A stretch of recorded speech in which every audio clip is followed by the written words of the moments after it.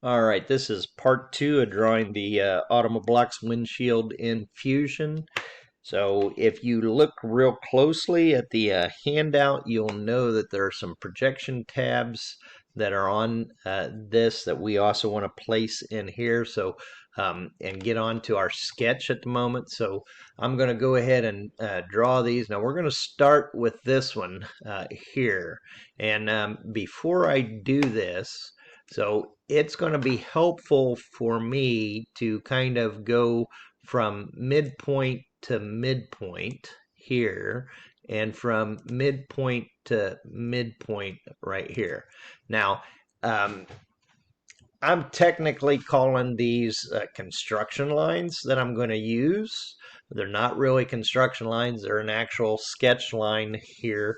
But for our purposes, I'm going to use these as construction lines to create my geometry, and then I'm going to delete them out. So we know as we're looking at the sectional view, so we can kind of zoom in, and I need to have a rectangle put on here. So looking at this, the rectangle is dimension 0.05 in this dimension.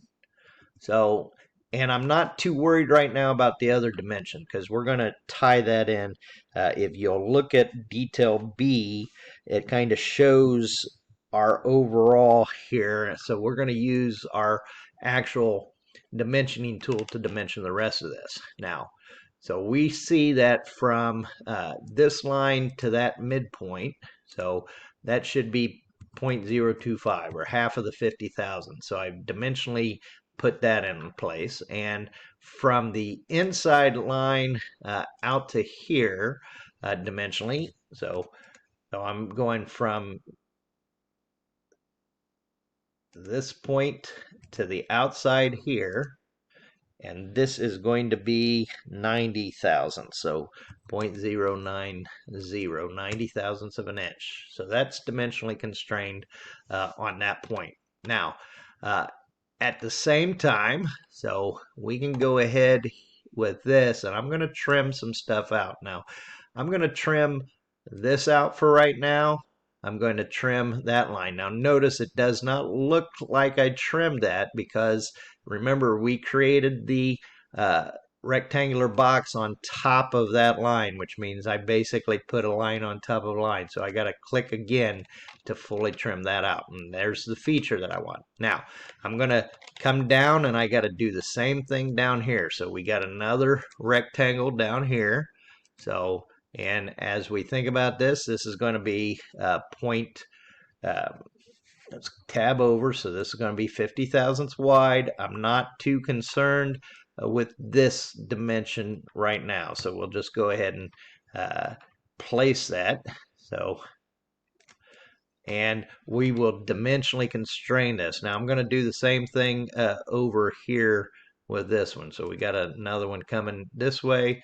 So let me hit the tab, 0.050. I know the width of it is 50 thousandths. Don't care right now about that overall because we're going to add a dimensional constraint again. So we know from here to here is going to be 70,000 or 90 thousandths, 0.090. And we'll do the same thing from here to here, 0.090. Now, here's a question that I'm going to ask you. At this point, I had this line and I'm creating this dimension, and I had this line with that dimension. So there is a geometric constraint that I could apply to both of these lines that would allow me to change those at the same time instead of having a separate dimension on this.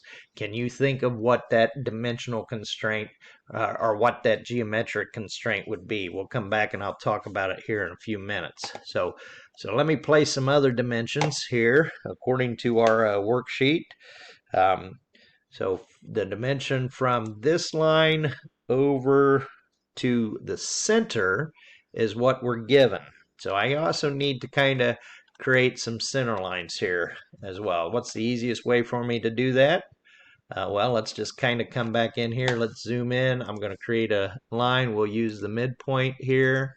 So, and I'll use the midpoint here too. Again, these are kind of coming in. I'm using these midpoints and drawing lines. They're going to be kind of used as a construction line so that I can get these dimensions in place. So let's go back now. We dimension from here to this center line point, and that is 0.95, 950 thousandths. So notice where that drops over. Now I did the same thing the last time when I did this. Notice I picked the wrong line, so be careful as you're doing this. Let me escape out of that dimension, delete this dimension here. So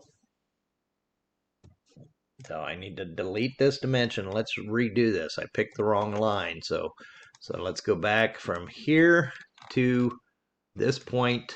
So that is going to be 990 thousandths.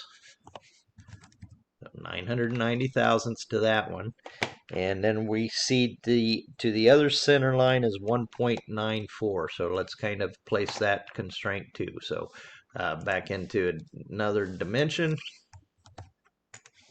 So we're going to go from this point over to this line, and this is going to be 1.94, and I've dimensionally constrained those two. Let me escape out of the dimension line, kind of get some of these lines just so that they're neater looking. Notice how I'm kind of nesting all of these in here. So this is a good practice to get into to help avoid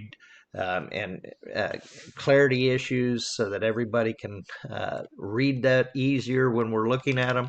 All right, now that I have those taken care of, I can trim out some of these lines here too. So we'll go ahead and I'm going to trim out these midpoint center lines that I use for construction. I'm also going to trim these. Now remember the same thing here. I'm trimming out both of those lines. All right, now I have these three lines here and these three lines there in that geometry. So we're good, and I've got these three lines up here. So now I still have these construction lines that I'm using. So, and I'm going to use those because now I want to do and utilize the mirror feature. So I'm going to say I want a mirror feature. The first thing is to select the objects. Well, the objects I want is going to be this line, and that line. Then it says, what line do you want to mirror it across? Well, I'm going to use this construction line there as the mirror, and we can hit OK. So I've got that mirrored out. We'll do the same thing. So we're going to mirror now this. So notice I can also kind of window over. So I have to select each of those, but if you get enough, you can also kind of window over to select all of them. It's a little bit faster to do that. So now I've got those lines, and the mirror line here is going to be this one. So we'll click OK. All right, so now I've got those. Let's go back and trim out. So now notice on this one, because I only mirrored the three lines on each of those, I only have to trim out the one. So trim out those. So, and at this point now I'm finished. So escape out of that tool. I can delete these midpoint lines that I drew for geometry, just to kind of get those in place. And so now I'm kind of ready to go. So we're going to say finish the sketch. At this point, I'm going to extrude. So this is where it kind of really starts to get neat. So in this case, I'm going to extrude back this way. And on my extent here, instead of saying a distance, I want to the object. And it wants me to select the object. So where am I going? Well, I'm extruding it back to that surface. So now notice it automatically is picking up on the contour of that surface and placing it. So this is kind of saying cut. We want this to be a join. So, and we'll go ahead and click OK. So in there I've got that geometry. Now, you will notice that the geometry comes down and extends down farther past that. So how can we put this on here? Well, that's not a problem. So we've already created the sketch, the geometry. All we need to do is do another extrusion. So we're going to click on this very same thing here, and we're just going to extrude this down. So grab that arrow. This is going to be extruded down according to the print, 0.67. So we're going to 670 thousandths down to extrude it. That's looking pretty sweet. So let's take a look at how this kind of looks from our different viewpoints. So that's looking good. One last thing here with this. So let's do a quick save. So save that. And we want to apply some material. So I'm coming back over here to my browser window, right click. We're going to say physical material here. And we're going to select some plastic. I could go glass, plastic. Let's see what we got in plastic here. We got some clear acrylic. So clear acrylic looks pretty good. So let's go ahead. I'm going to left click and hold and move that over. And there I've selected clear acrylic. Okay. So that's the first step. So maybe we want to apply some color here too. So of course, depending on the color of yours, you can go ahead and make with this whatever color. For me, I've got lots of different ones. I'm gonna kind of come back in here. I'm not really seeing. I want to make mine green per se. And we want it to kind of be translucent if we can. So there is some different colors. So let's kind of come back to here to our browser, right click, and let's go appearance. So now we can kind of take a look here. So if we got some different types of appearances here as well. So let's kind of look. So yeah, there's a powder coat green. Let me just see. Oh, that looks good. So it's not really a clear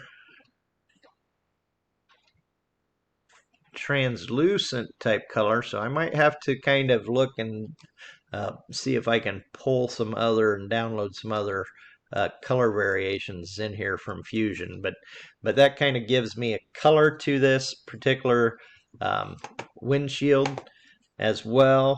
The only other thing that I would really want to do better, and I have to kind of figure out, would be to keep this as the polyacrylic, but kind of make it green translucent instead of this solid green color here, just to kind of be a little bit more realistic of what the actual object is. So anyway, one last time, now that we kind of applied that material, do a save, and we are finished now with the windshield and modeling the Automoblox windshield.